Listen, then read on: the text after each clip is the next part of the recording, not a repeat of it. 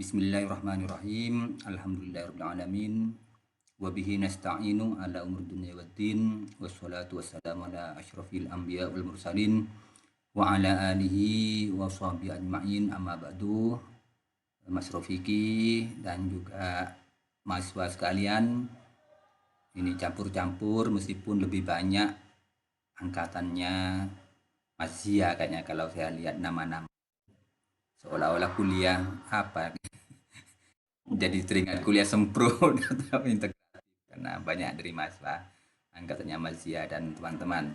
Ada juga Mbak Anissa Tur, mudah-mudahan sudah sehat.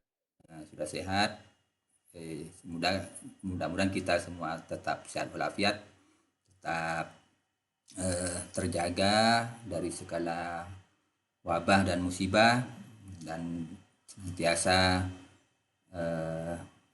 bahagia baik di dunia maupun di akhirat.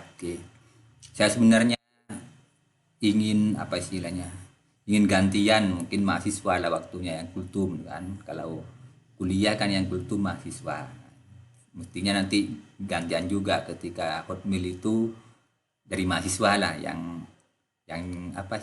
mau itu asanah dari mahasiswa.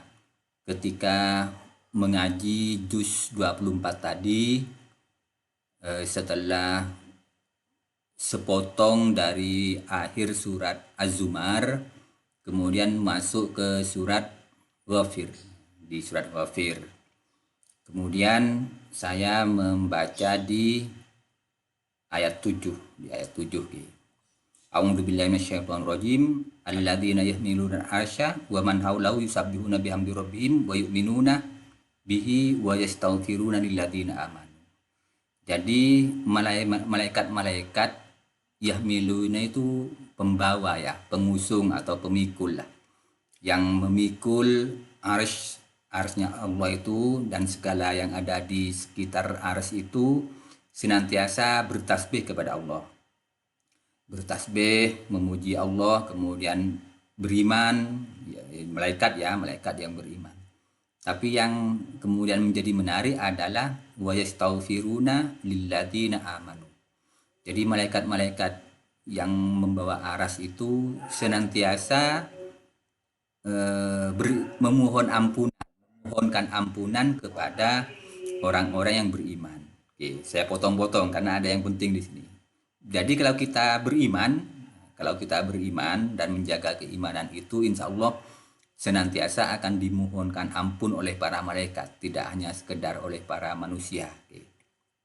Saya potong, tidak baca lengkap ayat ini. Yang berikutnya adalah setelah berdoa panjang di surat, nanti bisa dicek di ayat 7, di ayat 8 itu malaikat ini masih terus berdoa. Rabbana wadkhilhum jannati adnillati wa'attahum. Jadi masih selain memohonkan ampun kepada orang-orang yang beriman dan juga bertobat, dan juga wattaba'u sabilaka, dan taat mengikuti jalannya Allah itu, malaikat itu terus berdoa Rabbana wadkhilhum jannati adnillati wa'attahum. Jadi berdoa semoga orang-orang tersebut yang beriman, yang bertobat, dan senantiasa tetap berada di jalan Allah. Malaikat itu berdoa agar mereka, ya mudah-mudahan termasuk kita kan, berdoa agar dimasukkan ke surga Aden, yang memang sudah dijanjikan oleh Allah. Nah, ini masih belum intinya. Yang inti yang berikutnya, yang inti di sini, yang kemudian menggoda selera saya untuk mau idahnya itu bahas inilah. Waman sholaha min abaihim wa azwajihim wa dzurriyyatihim. Yang didoakan itu ternyata juga orang-orang yang soleh dari ayah-ayah mereka, dari pasangan-pasangan mereka, dan keturunan-keturunan mereka. Jadi kalau setelah orang yang beriman, yang tabu, dan kemudian tabu itu bertobat ya, dan wattaba'u sabilak itu yang tetap mengikuti jalan Allah itu, tidak hanya mereka yang didoakan, tetapi juga kepada orang-orang yang soleh, dari bapak-bapak mereka, orang tua mereka ya. Kok ibunya agak ikut Pak? Kok hanya bapak-bapak kan? Makna abun itu kita seringkali memaknai ayah gitu kan. Tapi ada makna abun itu adalah orang yang merawat. Orang yang merawat. Jadi belum tentu ayah.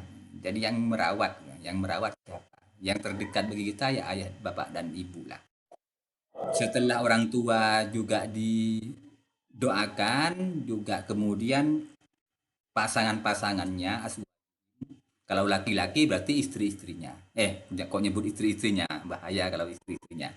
Kalau laki-laki ya istrinya kan. Kalau ngomong istri-istrinya banyak, masih full langsung senang kalau disebut istri-istrinya. Kalau perempuan suaminya. Wa dzurriyyatihim, dan juga keturunannya. Jadi rentetannya panjang sampai keturunannya.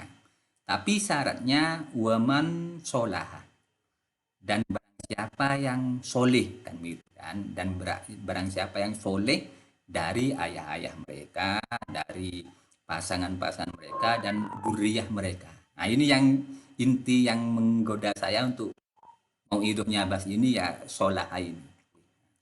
Kita senantiasa kadang-kadang ketika ada seseorang nanti di antara mahasiswa ini yang kemudian share bahwa putra pertama kami lahir, mesti doanya semoga jadi anak soleh kan gitu kan. Semoga jadi anak soleh. Kemudian ada yang masih akan menikah umpamanya, masih akan sedang menikah lah, sudah menikah share bahwa sudah menikah, kemudian ada yang berdoa semoga sakinah mawaddah warahmah, dikaruniai anak soleh kalau laki-laki dan solehah. Jadi soleh solehah ini yang kuncinya di situ, ya, soleh dan solehah ini. Nah, setelah membaca ini saya jadi teringat bahwa orang soleh itu sangat beruntung gitu kan, sangat beruntung karena setiap orang sholat maka akan senantiasa mendoakan orang-orang soleh. Satu orang itu akan mendoakan orang soleh sebanyak berapa kali ya? Subuh 1 kali, zuhur 2 kali, asar 2 kali, maghrib 2 kali, isya 2 kali. Assalamu alaina ibadillahi sholihin kan. Semoga keselamatan kepada kami dan juga assalamualaikum ala ibadillahi sholihin, dan kepada hamba-hamba Allah yang soleh kan gitu kan. Jadi orang soleh itu akan didoakan orang yang soleh tadi. Artinya subuh kan 1 kali tahiyatnya. Asar duhur 2 kali, asar 2 kali, maghrib 2 kali, isya 2 kali, malam sesiang dan semalam. Kalikan sebanyak orang muslim, orang mukmin yang sholat. Berapa yang mendoakan itu? Yang senantiasa mendoakan assalamualaikum wa ala ibadillahi sholihin. Nah, jadi menjadi orang soleh itu beruntung banget kan, beruntung banget. Sudah didoakan malaikat kan gitu kan. Malaikat yang yang membawa atau memikul lah ya, miluna itu. Itu berapa ribu malaikat kan, berapa ribu malaikat yang membawa itu, dan mereka mendoakan. Belum ditambahi orang-orang yang sholat, yang melaksanakan sholat istiqomah lah sehari semalam 5 kali itu, maka akan assalamualaikum wa ala ibadillahi sholihin gitu kan. Beruntung banget lah, beruntung banget.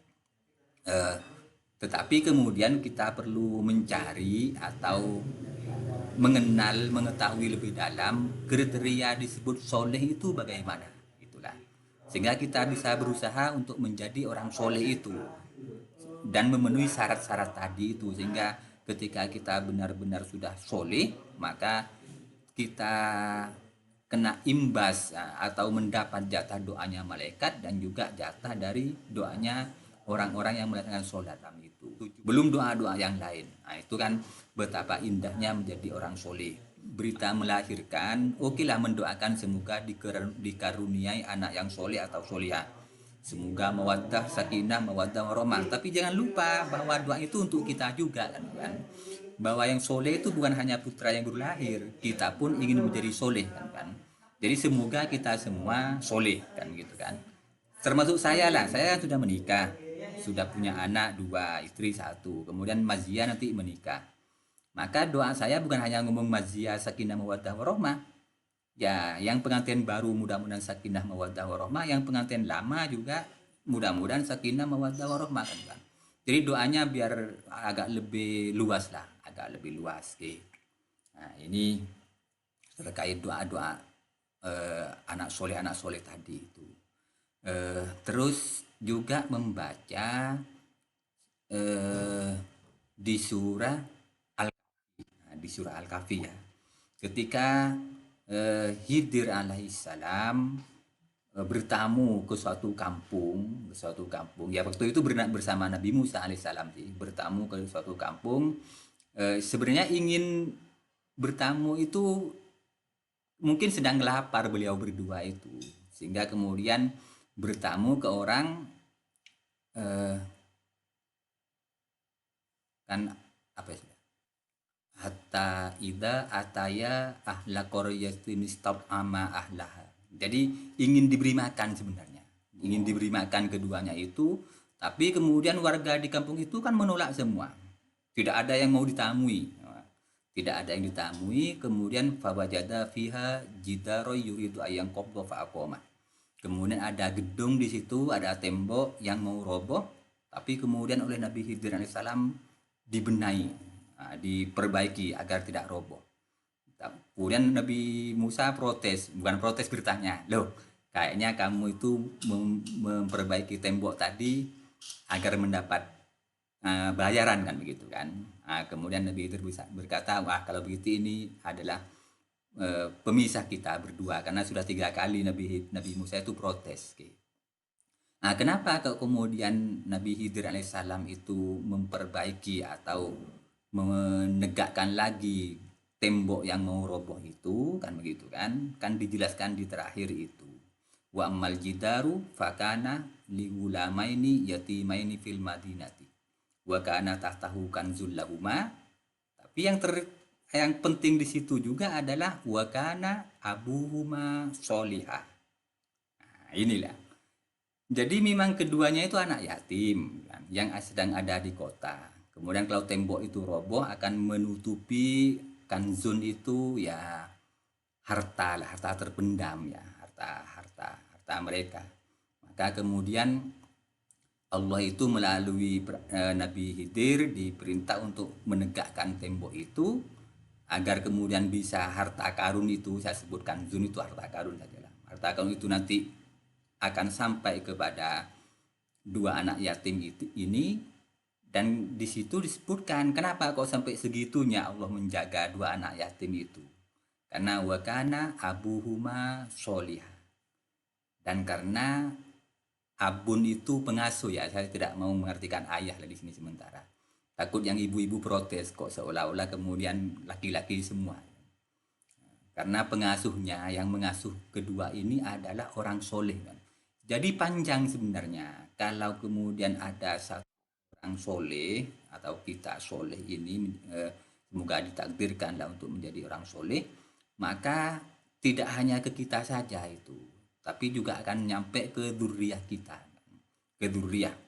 Jadi inilah yang kemudian menjadi penting bahwa kita itu perlulah senantiasa untuk berdoa terhadap diri sendiri juga dan juga terhadap keturunan untuk menjadi orang soleh. Orang soleh. Kalau doanya Nabi Ibrahim kan Robbi habli minas solihin kan, Robbi habli minas solihin, karuniailah kepadaku dari orang-orang keturunan yang soleh. Kalau kemudian dari jamak nanti ya Rabbana hablana minas solihin. Kita berdoa kepada Allah agar dikaruniai keturunan yang soleh. Tapi kita pun ya minta Allahumma ja'alna minas solihin juga. Jadi berdoa bahwa semoga Allah menjadikan kita menjadi orang yang soleh. Dan keturunannya juga soleh. Kayaknya itu sih yang dapat saya sampaikan, tidak panjang-panjang, hanya kita berdoa semoga kita menjadi orang yang soleh, keturunan kita soleh semua, dan juga kita dikaruniai keturunan yang soleh, yang belum sekarang merasa belum punya keturunan kan. Ya, senantiasa berdoa lah, Robbi habli minas sholihin, boleh Rabbana hablana minas sholihin, silakan, waj'alna minas sholihin, silakan. Ya, jadi targetnya adalah kita menjadi orang soleh. Kita ini tentunya putra atau putri dari orang tua kita, oleh putra dan putri dari dua orang tua kita. Kemudian ketika orang tua kita itu meninggal, entah salah satu atau salah dua, kan kemudian putus. Nah, ingkoto amalu illa min talas, kemudian putus, amal itu sudah tidak bisa beramal lagi kecuali dari tiga hal. Yang pertama kan sedekah jariyah kan. Kemudian yang kedua kan ilmu yang bermanfaat. Dan yang ketiga, mudah-mudahan nggak salah urutan, yang jelas tiga, wa waladin solihin yad'ulah. Jadi ada syarat di situ yang mendoakan itu, bukan sekedar wa waladin yad'ulah, bukan. Jadi bukan anak yang mendoakan dia, bukan. Jadi ada syarat bahwa waladin itu harus soleh. Wa waladin solihin yad'ulah. Jadi anak yang soleh yang mendoakan. Jadi ada syarat, jangan kemudian syarat itu dihilangkan. Jadi bukan sekedar anak yang mendoakan dia, tapi anak yang soleh yang mendoakan. Nah, jadi kalau kita sebagai keturunan dari masyayikh kita, dari leluhur kita, yang terdekat adalah bapak ibu kita, apalagi bapak ibu yang sudah meninggal gitu kan, syarat utama untuk mendoakan itu kita harus menjadi soleh dulu. Nah, jelas wa waladin solihin yad'ulah. Nah, berarti penting di situ Kak, menjadi soleh penting. Nah, kita belum tahu apakah saya, ya juga Mas Rufiki dan juga yang hadir ini sudah soleh apa atau tidak. Belum tahu, makanya kita perlu lihat dulu definisinya, kan begitu kalau di matematik. Definisi soleh itu seperti apa, indikatornya apa, dan baru kita penuhi itu. Kalau melihat di web mungkin soleh diartikan ya taat dan bersungguh-sungguh dalam menjalankan agama, paling begitu. Cuma ya, saya taat dan bersungguh-sungguh menjalankan ajaran agama, itu soleh. Oke lah, kalau memang demikian definisi soleh, maka kita harus menjadi orang yang taat dan kemudian bersungguh-sungguh dalam menjalankan ajaran agama. Sehingga kalau ada di antara yang hadir di sini orang tuanya sudah meninggal, atau kakek neneknya, atau kemudian buyut-buyutnya, kemudian ingin mendoakan agar doa itu betul-betul nyambung kan gitu kan, maka syarat waladin solihin kita penuhi dulu. Waladin solihin yad'ulah, dan anak yang soleh yang mendoakan. Tadi ada dua kata kunci, anak yang soleh dan mendoakan. Jadi kalaupun punya anak soleh gak mendoakan, belum tentu juga kan. Kalau secara pemaknaan sederhana harus ada dua. Tetapi kalau waladin saja Pak mendoakan, kayaknya belum terpenuhi syaratnya, karena di situ ada syarat waladin soleh dan anak yang soleh dulu kemudian mendoakan. Ya itulah maka pentingnya kita menjadi orang yang benar-benar soleh lah. Kalaupun tidak 100% soleh ya mendekati gitu kan, mendekati makom sebagai orang yang soleh. Itu saja kayaknya yang dapat saya sampaikan. Semoga bermanfaat, gak panjang-panjang, biar gak numpuk-numpuk. Terus kalau ada kurang lebih mohon maaf. Wassalamualaikum warahmatullahi wabarakatuh.